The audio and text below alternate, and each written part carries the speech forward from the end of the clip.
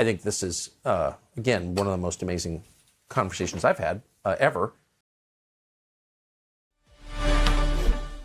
Welcome to Tucker Carlson. Today, things have changed so fast in the United States that it's hard to understand exactly what is happening. And one of the reasons it's hard to understand what's happening is that we don't have words for what is happening. You can't understand something unless you can describe it. Words are the first step to understanding. So the country began to change in very obvious ways right around the time George Floyd died, Memorial Day 2 years ago in Minneapolis. And all of a sudden, you saw large groups of people acting in what seemed to be perfect synchronicity with one another as one, and then trying to enforce a uniformity of opinion on the rest of the country. And the rest of the country, for the most part, went along with it. Nothing like this had ever happened in America, certainly not in our lifetimes. What were we watching? Something new and different, for sure. Also something self-evidently threatening to our most basic freedoms and to our human dignity. So what was it? Well, it wasn't really until December of 2021, in a broadcast of the Joe Rogan Experience, that a doctor called Robert Malone described in words what we may have been watching. Here was that clip, which instantly became famous. What the heck happened in Germany in the 20s and 30s? You know, very intelligent, highly educated population, and they went barking mad. And how did that happen? The answer is mass formation psychosis. When you have a society that has become decoupled from each other and has free-floating anxiety and a sense that things don't make sense, we can't understand it, and then their attention gets focused by a leader or a series of events on one small point, just like hypnosis, they literally become hypnotized and can be led anywhere. So Malone goes on to attribute that idea at the core of his description, something called mass formation, to an academic in Belgium called Mattias Desmet, who wrote a book on it, actually, called The Psychology of Authoritarianism. And I want to put a quote up on the screen that gets to the nut of what he's describing, and we're quoting. Mass formation is, in essence, a kind of group hypnosis that destroys individuals' ethical self-awareness and robs them of their ability to think critically. This process is insidious in nature. Populations fall prey to it unsuspectingly. To put it in the words of Yuval Noah Harari, quote, most people wouldn't even notice the shift toward a totalitarian regime.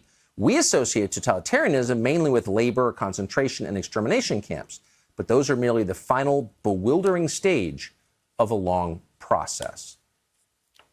So those words come from, as we just said, a Belgian academic called Mattias Desmet, who we are honored to have join us on the set now to describe what all of us have been watching for the last 2 years. But Professor, thanks so much for coming on. Thank you for inviting me. Is it a little strange to find out that you're famous in the United States? Yes, a little bit, yes. So 10 years ago, I think this would have been considered a kind of esoteric academic theory, you know, relevant to your specific study, but not really relevant to the society that we live in. And all of a sudden, you've so perfectly described what the rest of us have been watching.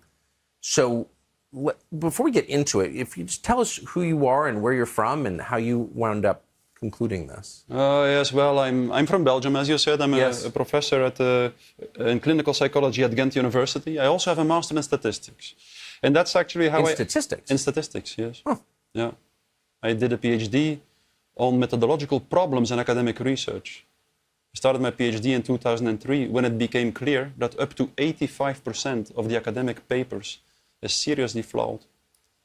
That's what my PhD was all about. And then, when the corona crisis started, I immediately started to study the statistics a little bit. And I immediately got the impression that the mathematical models and the statistics that were used dramatically overrated the dangerousness of the virus. And then, in my opinion, a few months later, by the end of May 2020, this was actually proven beyond doubt. At that moment, the initial mathematical models on which the corona measures were based, the models issued by Imperial College, predicted that by the end of May 2020, in a small country such as Sweden, about 60,000 people would die if the country didn't go into lockdown. And Sweden didn't go into lockdown, and only 6,000 people died.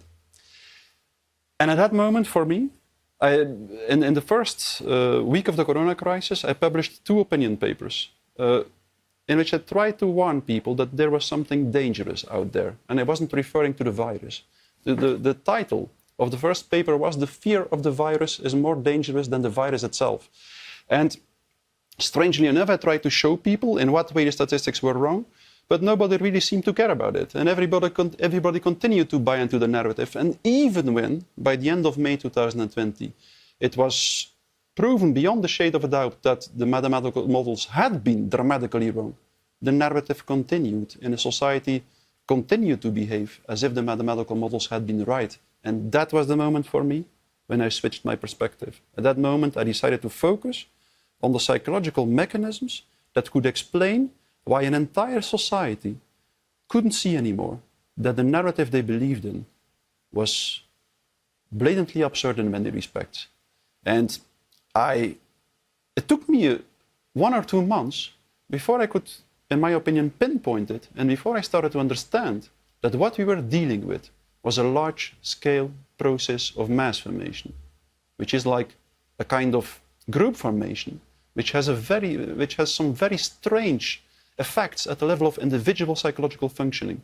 The most important being probably that people who are in the grip of such a process, in one way or another, lose all capacity to take a critical distance of what the group believes in, and this can go extremely far, like during the revolution in Iran in 1979, which was a large-scale process of mass formation in Iran, people started to believe that a portrait of the Ayatollah, whom they considered a leader, was printed on the surface of the moon. And when there was a full moon in the sky, it typically were standing in the streets showing each other where exactly you could see the portrait of the Ayatollah. That's the first strange effect at the level of individual psychological functioning of a process of mass formation. A second one. And Iran in 1979 was not a backward, remote country. It was a very westernized, very well-educated, sophisticated country. Of course, the level of education doesn't play any role, even not the intelligence. Even more, the higher the level of education, the easier, the more vulnerable people are for mass formation. Okay, let me just back up a step. So you said in 2003, you began your PhD, and your main focus was the fact, and you described it as a fact, that 85% of academic papers had serious flaws within them. Yeah. Now, 85% is the overwhelming majority. Yeah, that's academic papers are the basis of academia. So, I mean, that's a shocking. So maybe that was the first example you saw of mass formation, because how could they not fix that? Yes, well, I published a small book about that in which I tried to show in a very tangible and concrete and simple way why most research methods impossibly can lead to valid results. And what I noticed was my examples were really clear and tangible. Everyone who wanted to see it could see that the methods could only lead to flawed results. And to my surprise, only about 5% of my colleagues wanted to open their eyes and wanted to see what I was showing, and the rest didn't want it. And that was the moment when I started to think about what could possibly explain why people became so blind. And that was the moment when I first started to be interested in mass formation. And exactly the same process repeated itself in the corona crisis. I immediately noticed, like, look, these statistics and these mathematical models can be right. I tried to show it, didn't work, and then started to think about what psychological processes could explain that. And I stumbled upon, or I tried to re-articulate my theory on mass formation in public space then.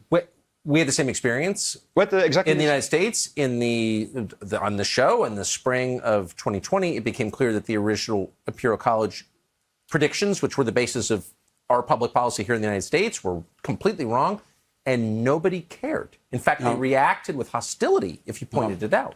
Absolutely. So just the predicate here, the background. You pointed to 1979 as an example where this happened in another country with a large group of people. Mm. Is this a feature of history? Have we seen this a number of times? Mass formation has existed as long as mankind exists. So there, we've had the Crusades, the witch hunts, the French Revolution, then the mass formations in the Soviet Union, the mass formations in Nazi Germany. So it has existed as long as mankind exists, but for a specific reason, the mass formations became stronger and stronger and stronger throughout the last few hundreds of years. And that's interesting, because It's because in the first half of the 20th century, the masses became so strong that, led by certain leaders, they could seize control of the state apparatus. And that's how totalitarian states emerge. Yes. Totalitarian states, Hannah Arendt says, are always a diabolic pact between the masses and their leaders. It's a diabolic pact between the masses and their leaders, and in this way, like a completely new kind of state emerges, which is completely different from a classical dictatorship. In a classical dictatorship, there is a small group of people, a dictatorial regime, who has such an aggressive potential that people are so scared of them that they can impose unilaterally their social contract to society. Yes. But the totalitarian state emerges in a completely different way. In a totalitarian state, there is first the process of mass formation, which is a process through which a certain part of the population, usually about 30%, fanatically starts to believe in a certain ideology. And this phenomenon can be created artificially through indoctrination propaganda. And just to pause, you think that number can be as low as 30%? Yes, usually it is not higher than 30%. Yes. That's scary. That's scary because, yes, but there is always 60 or 65% of the people who do not really go along with the narrative, but who will never speak out, who will always choose the easy way and go along with the people, with this group of people that seems to have the loudest voice. And that's why in the end, up to 95% or even sometimes even more, go along with the totalitarian narrative, with the narrative that led to the mass formation. And there is then an additional 5% that doesn't go along with it, that tries to speak out. And that's extremely important. If you understand the mechanism of mass formation, if you really understand it, then you know what this small group should do. If it makes the wrong analysis, it will be destroyed in the end. The chance is very high that it will be destroyed. If it starts from the correct analysis, it will survive. That's why it is so extremely important to understand how this mechanism works. Because I've just mentioned that mass formation makes individuals completely blind for everything that goes against what the group believes in. But there is two other characteristics that are also extremely important. And the first one is that when people are in the grip of mass formation, they seem to lose all awareness of their individual interests. They are prepared to radically self-sacrifice. That's extremely strange. And then the third characteristic, which is the most problematic, is that people in a mass formation become radically intolerant for dissonant voices. Yes. And in the ultimate stage of the mass formation, they will typically start to destroy everyone who doesn't go along with the masses, and they will do so as if it is their ethical duty to do so. To refer to the revolution in Iran again, I was talking to this woman in Iran, Shoreh Fishtali. This conversation is available on the internet. And she told me how she has seen with her own eyes how in the last stage of the mass formation, a mother reported her son to the state, how this mother hung the noose around the neck of her son when he was on the scaffold. And when he was hung, she claimed to be a heroine for what she had done. That's the end stage of mass formation. And this end stage... A mother killing her own son. Yeah. And if you understand the mechanism, as I explain it in my book, The Psychology of Totalitarianism, it's perfectly logical why that happens. And that's why it is so extremely important. This last stage of mass formation can be prevented if the small group who doesn't go along with the mass formation makes the right choice. It has to make the right choice. And then this choice has everything to do with whether it will choose to speak out or whether it will remain silent.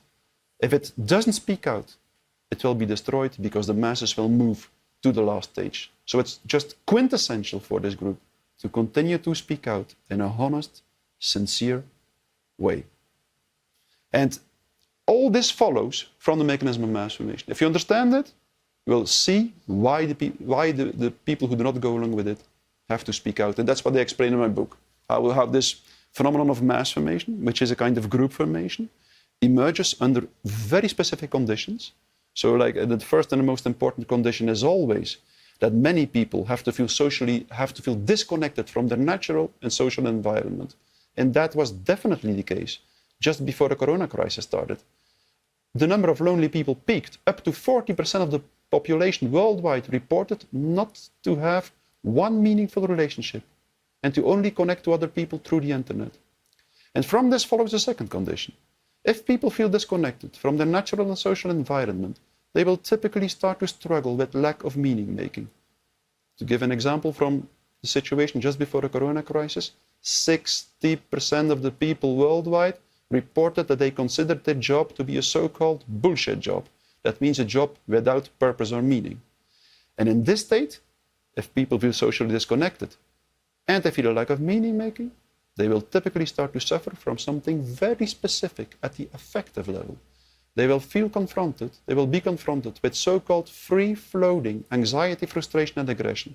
That means a kind of anxiety, frustration, and aggression that is not coupled to a mental representation, a kind of anxiety, frustration, and aggression in which people don't know what they feel anxious, frustrated, and aggressive for. And that state is extremely aversive. If you feel anxious and you don't know what you feel anxious for, you have the feeling that you cannot control your anxiety. If you feel frustrated and aggressive and you don't know what you feel frustrated and aggressive for, you cannot take it out to someone, and all the frustration and aggression piles up in your psychological system and leads to a certain very aversive tension. And in this state, if the population is in this state, something very specific might happen. If under these conditions, a narrative is distributed through the mass media, indicating an object of anxiety, and at the same time providing a strategy to deal with that object of anxiety, for instance, the lockdowns to deal with the virus, concentration camps to deal with the Jews, witch hunts to deal with the witches, and so on. If under these conditions, a narrative is distributed, disseminated through the mass media, indicating this object of anxiety, and a strategy to deal with it, then there might be a huge willingness to participate in a strategy to deal with the object of anxiety, no matter how absurd this narrative is. Simply because, in this way, people feel that they can control their anxiety. They feel that they have something to direct their frustration and aggression on. So that's the first extremely important step. And then follows the second one, which is the really dangerous step. Because so many people participate at the same time in the strategy to deal with the object of anxiety, they feel connected again. It is as if their loneliness disappears. They feel full of solidarity. And that's the point. They have the feeling that they fight this collective, heroic battle with a virus, and they will consider everyone who doesn't go along with them as an egoist, as someone who lacks all solidarity. And that, in itself, the strange thing is, you could say, well, what's the problem? People felt lonely, and now they feel connected again. So what's the problem? But there is a problem. Because in a mass is a group that is formed not because people connect to each other. A mass is a group that is formed because each individual separately connects to the collective, meaning that the famous solidarity of the masses is never a solidarity with other individuals. Right. It's a solidarity with the collective. And the longer the mass formation exists, the more everyone demands that everyone sacrifices all his personal interests for the collective. And that's exactly the reason why, in the corona crisis, for instance, everyone was talking about solidarity. And at the same time, we accepted that if someone got an accident on the street, we were no longer allowed to help him. At the same time, we accepted that if our father or mother our parents were dying somewhere in a nursing home, that we were no longer allowed to visit them. So it was everyone had to sacrifice everything for the sake of the collective. So mass formation is extreme collectivism. It's extreme collectivism. It's the balance between individualism and collectivism that goes completely in a direction. But there's no actual, but at the same time, the people who encourage it discourage the formation of individual relationships between people. Always.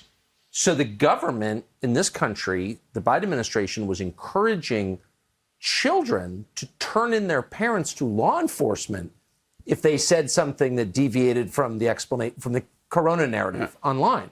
Yeah. So they're breaking apart solidarity between people. Of course.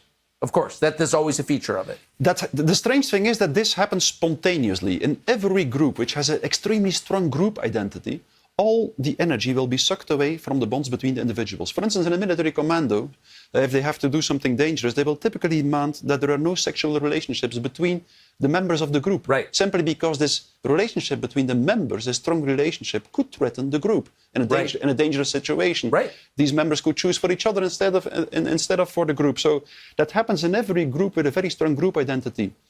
Spontaneously and in a mass to an extreme extent, in a mass, all solidarity, all the love between the individuals is sucked away, and it's all injected in the love between the individual and the collective. And that's why, in the end, even the strongest bond, the bond between a mother and her child, completely impoverishes, and even mothers report their sons to the state and get them killed if they feel that they are not loyal enough to the state. So it's a natural. It's a psychological process that is very logical, but that is extremely dangerous.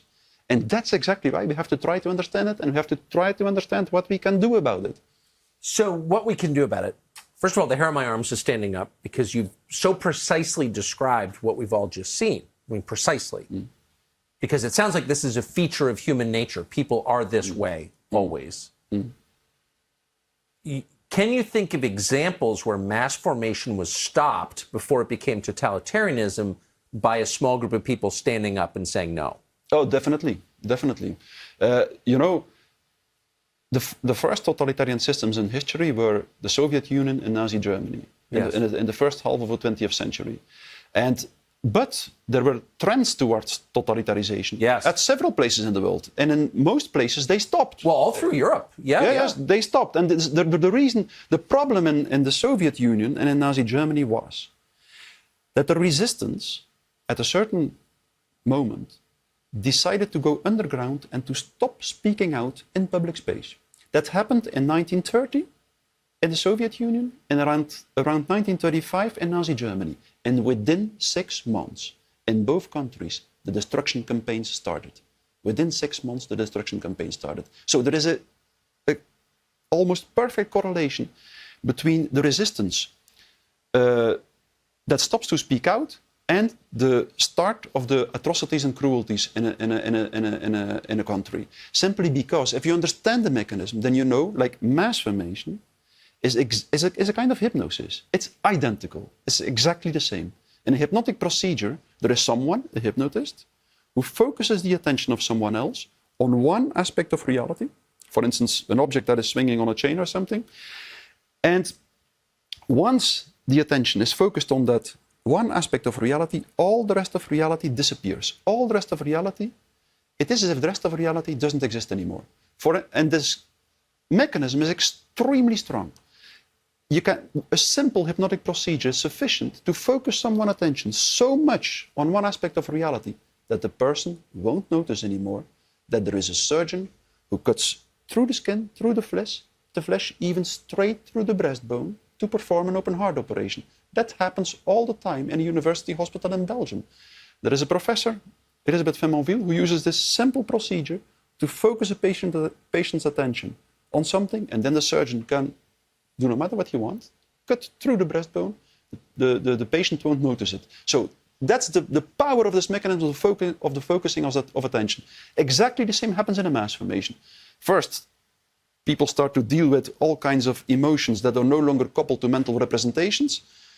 And then all these emotions, all this anxiety are focused on one point, and consequently, the people don't notice anymore that they lose everything, that they lose their health, their wealth, the future of their children, and so on. That's exactly what happens in a mass formation. So once you understand that the mechanism of mass formation is a kind of hypnosis, you understand that it is a phenomenon that is always provoked by the voice of someone, the leaders of the masses who use indoctrination and propaganda to continue the mass formation, and then you also understand that if you want to disturb the mass formation, then you have to continue to speak out, that the dissonant voices have to continue to speak out.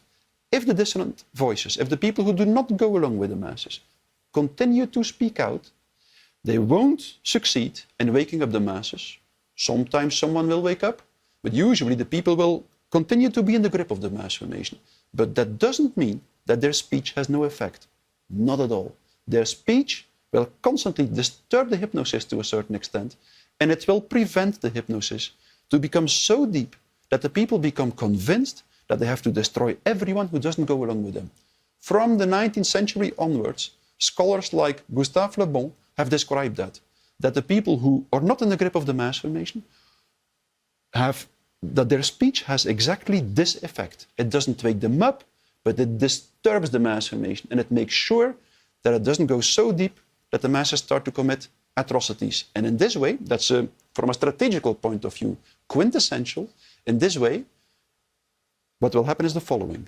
The masses are always self-destructive, and they will slowly exhaust themselves. They will exhaust themselves and destroy themselves before they destroyed the people who do not go along with them.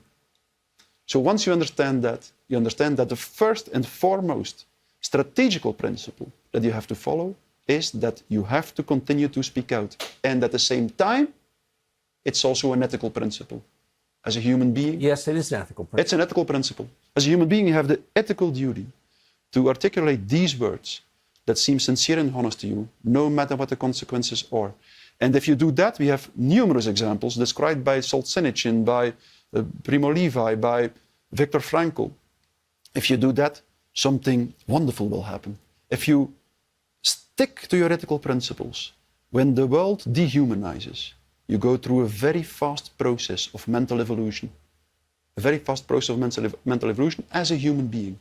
You start to become stronger and stronger and stronger as a human being at the mental level, and sometimes even at the physical level. If you read Solzhenitsyn, he gives these wonderful examples of how in the gulags, most people started to act in a beast-like manner. Yes. But there were some, a small minority, who went in exactly the opposite direction, who in this pool of darkness chose to try to represent humanity, and who became more and more determined to stick under all conditions, no matter how difficult it was, to their ethical principles. And Solzhenitsyn gives these wonderful examples in which he describes how these people very often survived the concentration camps and became even stronger while most others died within a few weeks or a few months. Of course, it's not a guarantee, but I think that if we understand that the process of mass formation and everything that happens now, in a certain way, has meaning and purpose. It should motivate us to understand the value of ethical principles for a human being. It should make us more determined to continue to live according to ethical principles while the rest of the world leaves them behind. So, let me just say this. One of the most amazing conversations I've ever had, and I'm so grateful that you're, and I mean that, I'm grateful that you're here. I feel like you're speaking directly to our country. What is the difference between the people who go along, which is the majority it sounds like, and the smaller percentage who decide, no, I'm going to say what I believe is true no matter what? What makes people to decide to take one path or the other? And can you predict it ahead of time? No, you can't. From the 19th century onwards, from the moment psychologists have been studying the phenomenon of mass formation, it has been remarked and observed time and time again that every time a mass emerges in a society, there is a small group who doesn't go along with it. But the small group is extremely diverse and heterogeneous. Yes. And nobody seems to know what connects these people. I've noticed this. Which characteristic these people share. But in one way or another, they all make this fundamental decision, a decision that cannot be reduced to anything else. They make this decision to choose for truth speech instead of choosing the easy way and going along with a narrative where everybody believes in, but of which everybody actually knows that it is utterly absurd and unethical. So, because the mass formation, that's very interesting. The reason why people buy into the narrative that leads to mass formation is not because they think that the narrative is correct. Not at all. The reason why they buy into the narrative is because it leads to this new social bond, because it makes them feel connected again. Because loneliness is the most painful state. We don't know it, but it is like that. We don't realize it, but it is like that for a human being. And it wants to escape. It wants this new social bond. And the reason why people buy into it is because it leads to all these psychological advantages. It couples the anxiety to an object. It provides an object at which people can direct their frustration and aggression. It leads to this new connectedness. So that's the reason, this new social bond and the affective advantages is the reason why people continue to go along with the narrative, no matter how absurd it becomes.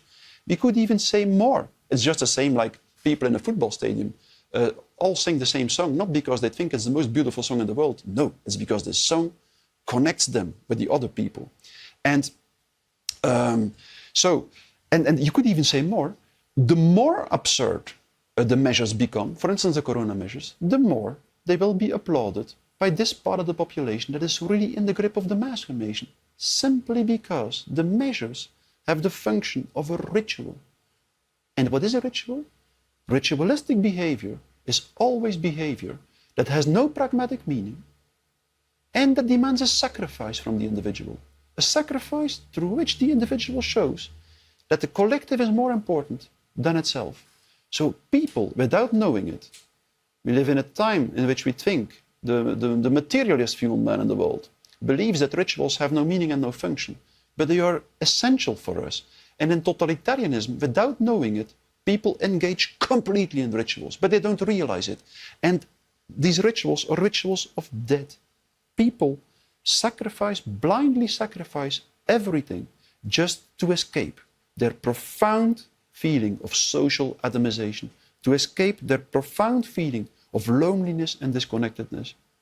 It's a kind of suicidal ritual that is committed. And that's exactly why many people expected that if the corona measures became more absurd, that people would start to wake up. But that usually didn't happen. No. No, simply because people don't understand that unconsciously these measures have the function of a ritual. And the more absurd they are, the purer they fulfill their function of a ritual. That's exactly right. The more unlikely, the more compelling. Yeah, indeed. So then you have to get, I think this is, again, one of the most amazing conversations I've had ever. But it does raise the question of motive. Like, why did Robespierre do that? Why did Lenin do that? Why did Hitler do that? Why did our own government, not all of whom are evil, a lot of good people, why did they do this?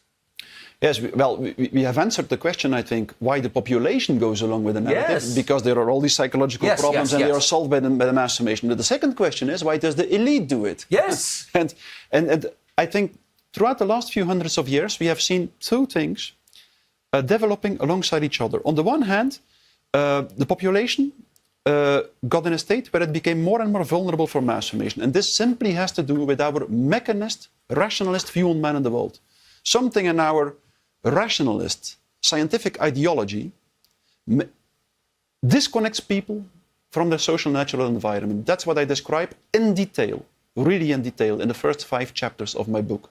I describe how it is our obsession with rational understanding, our delusional belief that the mystery of life, the essence of life, can be understood and reduced to the categories of our own rational thinking. It's that delusional belief of the human being that disconnects it from its environment more and more and more and more. And that's exactly the reason there was more and more disconnectedness in the population. That led to the mass formation, which became stronger and stronger and stronger, and in the end made it so strong that totalitarian states could emerge. But at the same time, another process happened at the level of the elite. This mechanist, rationalist view on man in the world created a new elite. An elite which rationally tried to understand the psychological processes in a society and then used this rational understanding to manipulate and control the population. And that's why immediately after the French Revolution, that means after the fall of the Ancien Régime in France, immediately we saw the emergence of modern indoctrination and propaganda. Napoleon was the first one who established a Bureau d'Opinion Publique, a kind of office for propaganda. And then in the beginning of the 20th century, like 100 years later, we saw already these enormous propaganda machineries of the First World War. And it became worse in the Second World War, and now it's even much, much, much more worse.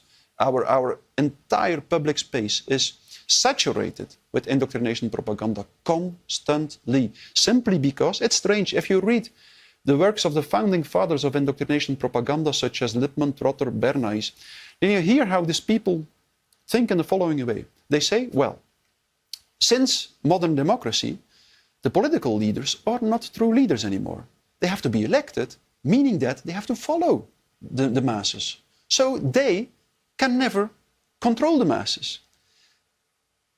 And at that moment they decided, and you can read this literally in the works of the people I just mentioned, Lippmann, Trotter, Bernays. At that moment, these guys decided, we need constantly to manipulate the masses, or otherwise they will govern the country and not the politicians or not us. So the elite relied more and more on indoctrination, propaganda, manipulation, psychological operations, brainwashing, and so on of the population, just to manipulate the masses from behind.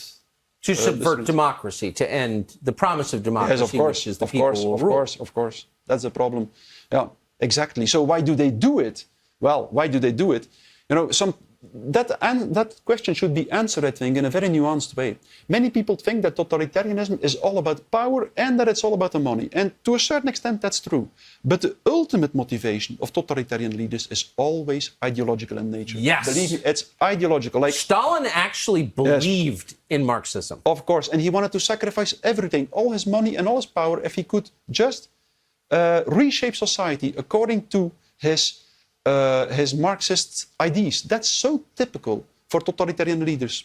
They want to sacrifice everything. And they actually believe it, though. They usually don't believe the narratives they use, but they believe the ideology blindly. So, like in this case, I think here in our situation, for me, the ideology at work is a technocratic transhumanist ideology. Yes. And in order to impose this ideology to society, people use, the elite uses, the large global institution uses all kinds of narratives to try to entice the people to go along with this ideology. And these ideologies, well, these narratives are like the climate narrative or the terrorism narrative or the corona narrative. And usually the totalitarian leaders usually don't believe, they fanatically believe in their ideology. They really believe that their technocratic transhumanist ideology will create like a new paradise for the human being.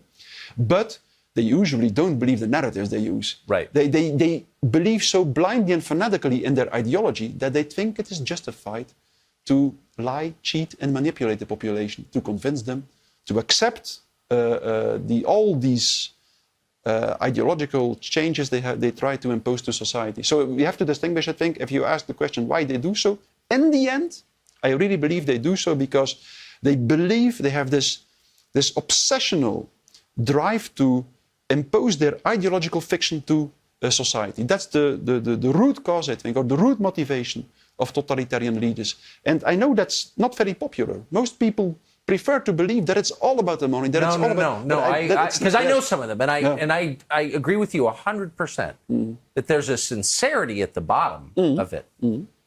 So how far along is the West in what appears to be this move toward totalitarianism?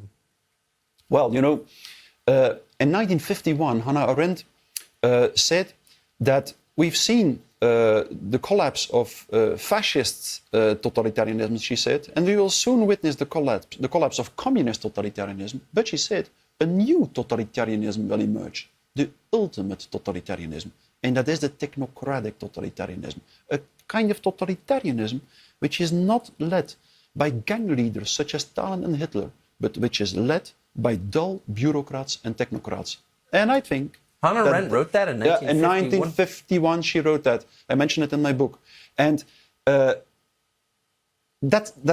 technocratic totalitarianism is the ultimate manifestation of the kind of ideology I just referred to, this kind of materialist, mechanist ideology, which believes that the entire universe is like a set of elementary particles, atoms and molecules that all interact with each other according to the laws of mechanics, and that can be perfectly understood in a rationalist way. If you start from such a view on man and the world, then the logical conclusion is that this universe machine and this machine-like society should be led not by democratically elected politicians, but by technocratic experts who possess the rational knowledge to make the machine run as smoothly as possible. So that's the delusional belief of the technocratic system. It's a logical consequence of our rationalist, mechanist view on man and the world. That's as we have to. The real enemy, for me, is not the elite. It's that ideology, that rationalist view on man and the world, that on the one hand created a new kind of population which was so vulnerable for mass formation, and on the other hand, created an elite which delusionally started to believe that it could manipulate, cheat, control, try to steer everyone in society. So that at the root cause of the problem is this mechanist ideology, which always presents itself as science, but which has nothing to do with science. But how did you, I mean, given your job description, I mean, you're a prime candidate for believing that. Everyone in your world believes that. Why don't you believe that? I have no idea. I was never I had never a great talent to believe what other people believed. In one way or another, I always try to think with my own head. And I think like, well... What did your parents do? Like, what world were you raised in? Were you told it was important to think for yourself? I will tell you something about my parents. My father didn't want me to go to university because he said, you will see, he said, the institute that pretends to represent the truth in society, you won't find much truth there, he said. And so I decided to go to university against his will. Had he gone to university? No, but he was a very intelligent person who read a lot, really a lot, every day in the morning and the evening, but who had like a contempt for all kinds of degrees, academic degrees. He said like the only reason why you should gather knowledge is because you have a passion to know, a real passion for knowledge, and not because you want to have a certain degree. And he also, in his opinion, a human being had to work with its hands and then also read and learn something in its spare time. I think I would like him.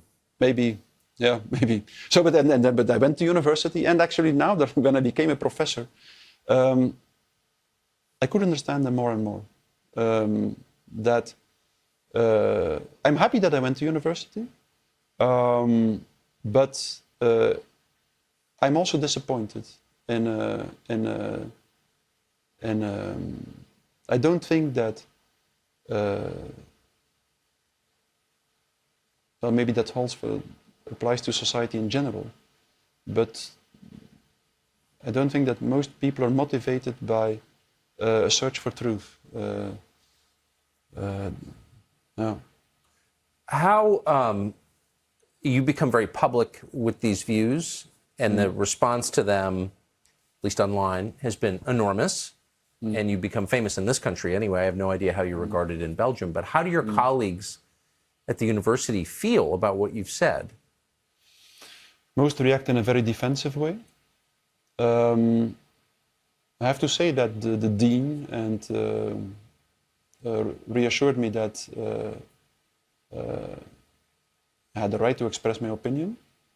It was clear that they were not happy with it, but I was not fired or something. But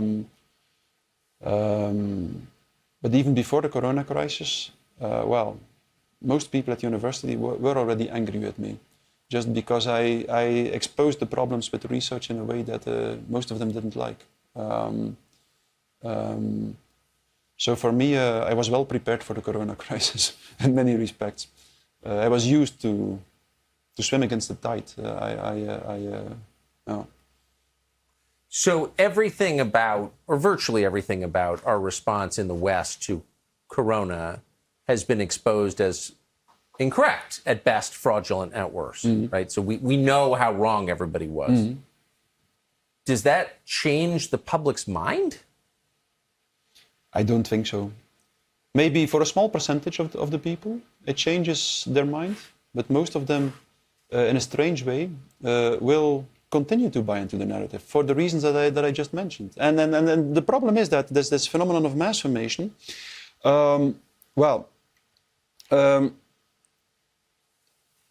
Mass formation, the cause of mass formation is loneliness, but mass formation itself, if you think about the mechanism that I just explained, because it sucks all this energy away from the social bond, creates even more loneliness. Yes. And that puts society in a condition where it is even more sensible, more vulnerable for mass formation. So if one large-scale mass formation emerges, there is a good chance that a second one will emerge, which might be even more powerful. So, and if we really want to get rid of this process of mass formation, we really will have to do something. We really have to move beyond this rationalist view on man and the world. I mean it. That's the ultimate cause.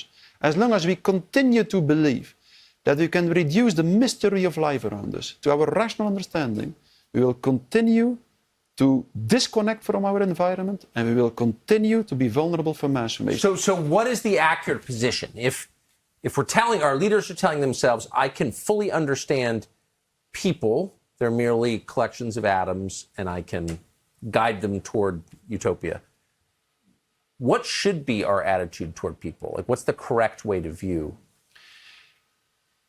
We will have to educate them in such a way that they start to see that they start to develop the capacity to connect to the world in a different way. I will quote René Thom, one of the most famous mathematicians of the 20th century and one of the founders of complex dynamical systems theory. He said, this part of reality that can be understood in a rational way, and he was a scientist, a top scientist, this part of reality that can be understood in a rational way is very limited.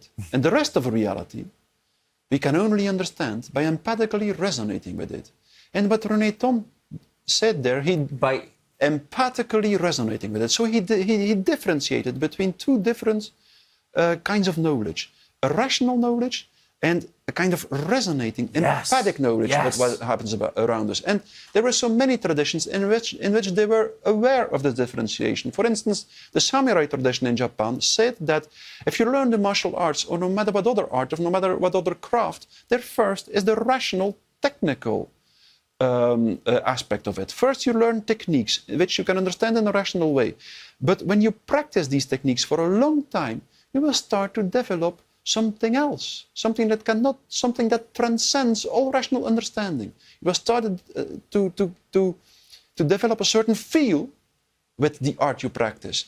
And that's and everyone who learns a craft knows this. First, you can try to understand rationally what you have to do, but slowly you start to feel what you have to do. And that's the moment where you start to resonate with what you are doing. It's this resonating knowledge which is so important, which also is this resonating knowledge which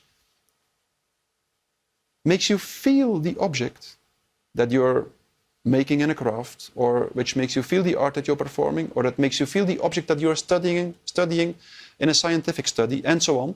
And it's as soon as you're connected in this way with the object, you start to get in touch with the eternal principles of humanity and with the eternal ethical principles of our existence as a human being. And it are these principles that can be the true cornerstone of a human living together, a really fruitful human living together. Now, since a few centuries, we believe that rational knowledge should be the cornerstone of our human living together and of our existence as a human being. That's an illusion. Rational knowledge is always extremely relative and never really touches the real. Rational knowledge circles around the real. Are you guys listening to this? Sorry, this is just... What you're saying is the truest thing. Mm. Sorry, I'm getting excited. No. Yes. Well, rational knowledge cannot touch the truth of human experience. I think that's what you just said. That's what I said. Yeah. Nobody acknowledges that. Mm. Why? Because the illusion of complete rational understanding is so enticing for a human being. It makes him believe that he is almighty. It makes him believe that he will be able to explain everything, that he will be able to understand everything, that he will be able to manipulate everything, to control everything. It makes him believe that he will be able to live forever, to live eternally, and eternal happiness. If you read the books of someone like Yuval Noah Harari, then you see this transhumanist ideology, which is only the contemporary version of the mechanist ideology, really believes. It believes that man can become God. That's the problem. Yes. Through rational understanding.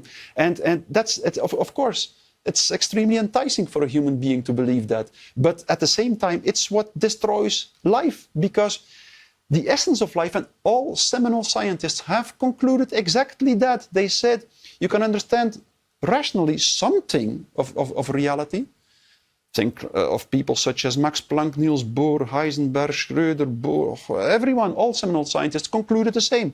You can understand a certain part of reality rationally, but the essence of life, I give many examples in my book, the essence of life escapes rational understanding, meaning that, strictly logical, meaning that if you reduce life to rational understanding, you kill the essence of life. Yes. Inevitably. Inevitably. And that's why it's so destructive. That's what we see now. We see a radical destruction of life.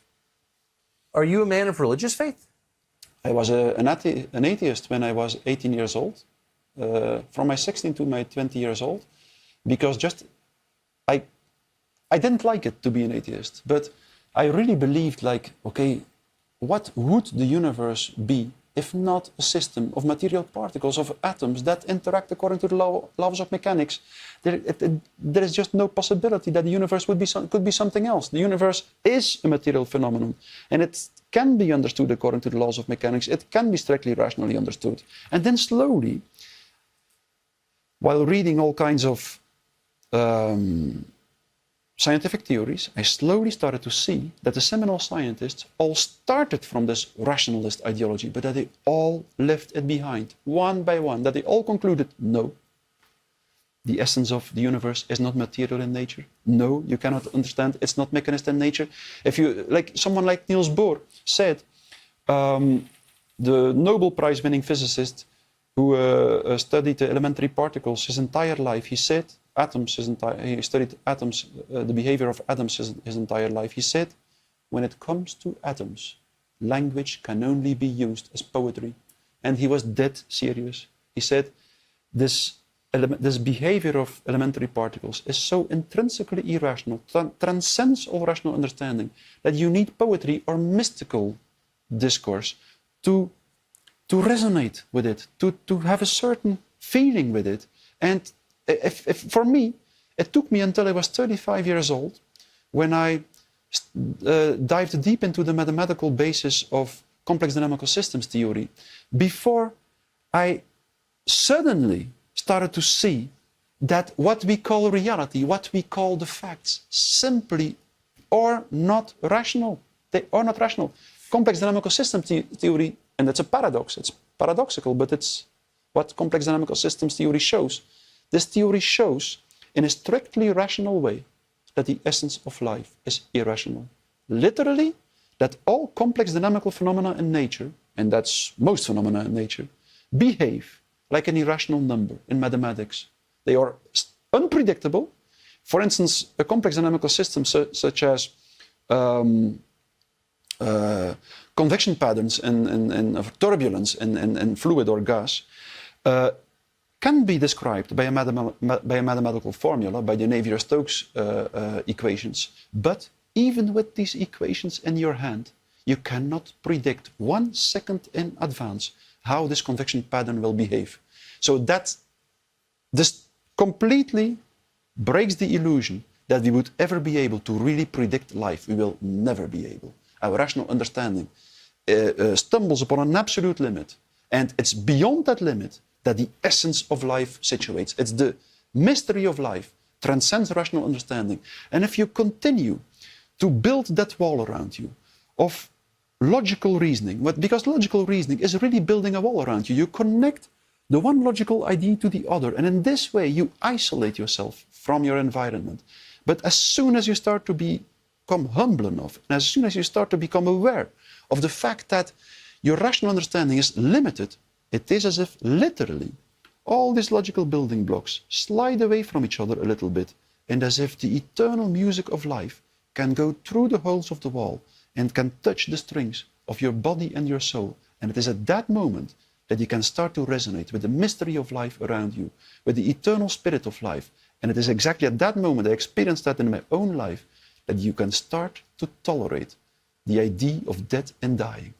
And that's the most elementary disease of our society, because we believe, we are so obsessed by rational understanding, we don't know anymore what to do with the idea of death, dying, suffering. Yes, that's right. It's exactly right. And we deny it. We pretend it's not real. And that gives rise to great anxiety, don't you think? Of course, it leads to a certain anxiety. It leads to an incapacity to accept that life is risky sometimes, that we might lose something. It leads to, in a strange way, at the same time, people reduce this life to something complete, or the rationalist ideology reduces this life to something completely meaningless, to a biochemical process in our brain, or to a biochemical process in our body. And at the same time, we cling to this life as if it is the only thing that counts. So that's a paradox. That's Yes, a paradox, it is. of course. It is. Yes, it is a paradox. So where did it lead you from atheist to what? At least it led me to someone who understands that we should be humble enough to know that we will never, that our rational understanding is important, but that it is only the first stage and that it should never be the goal in our lives. There is something that transcends rational understanding that is much more important. And I also believe that it made me, I will quote Max Planck, also a Nobel Prize-winning physicist. He said, "I've spent my entire life in the laboratory investigating elementary particles, and I came to the conclusion that our rational understanding is extremely limited, and that in the end, the only thing that counts is something that transcends rational understanding. That in the end, it's a contact with something that we can only resonate with." He said it in a very literal way, and he said that something that transcends all rational understanding. I will be clear, he said, for me is a personal God. He said, a personal God. So he said, in my opinion, in my experience, science ultimately arrives where religion once started, in a contact with something that transcends all rational understanding. And that something, he said, that transcends all rational understanding, for me, is a personal God. That was how Max Planck put it. It is a wonderful book. You should read it. It's so wonderful. It's a wonderful book in which he shows, or in which he describes an experience that most seminal scientists have experienced. Namely that if you follow reason, and if you really push rational understanding to the limit, you suddenly arrive at the limit, and it's there that the real journey of life starts. Yes. Do you have hope for the West that we can stop what seems inexorable, unstoppable? Of course, yes. I'm realistic in the short term. I think that the years to come will be difficult years, very difficult years. How? I think that this technocratic system and this rationalist ideology will impose itself in a radical way to our society. Everyone who doesn't want to go along with it will be excommunicated, I think. But if this group makes the right choice, and the most important thing is definitely that it should choose to continue to speak out, I mean it. We should continue to speak out, no matter how difficult it becomes. It will survive, and it will, after a while, it will be able to deliver the real ethical principles that have the potential to organize a society in which human beings can live a life worthy of a human being. I think that's what awaiting us, I think. How deep is your commitment to saying what you believe is true? I mean, is there any circumstance where you would stop speaking? I don't think so. Period. You know, yes, I don't think so. What I experienced throughout the last 2 years showed me something that for me is the most important thing in life. I lost some things. I was, to a certain extent, kicked out of some academic commissions and so on, because people didn't want to be in the same academic group as me anymore. But the more I continue to speak out, and I always try to do so in a calm and quiet way, I think that's important. Yes. We should try to speak out in a sincere and honest way, not because we are convinced that we are the only ones who know the truth or something. No, just because we want to live up to this ethical duty of articulating the words that, to the best of your own understanding, are true words, sincere words, and honest words. And while I try to do so time and time again throughout the last 2 years or 2.5 years, I started to feel that how like a soft, warm power become stronger and stronger in myself. Yes. And I started to feel that we indeed might lose a lot, but we shouldn't care too much about that. We should make sure that we don't lose the only thing that is really important for a human being. And it is exactly this feel with the eternal principles of life, with the eternal, you can call it no matter what you want, with what transcends all rational understanding, with truth. The truth. That's the only thing that we should really care of and make sure that we don't lose it. All the rest is of secondary importance, I think. Really a remarkable conversation, and I want to thank you for coming all this way to have it with us. And I hope this is seen by, as many people as can possibly see it. Thank you very much for inviting me. Well, thank you. That's heartfelt. For listening to me. Remarkable. Mattias Desmet, an amazing man. Tucker Carlson is the name of the show. 3 episodes a week on Fox.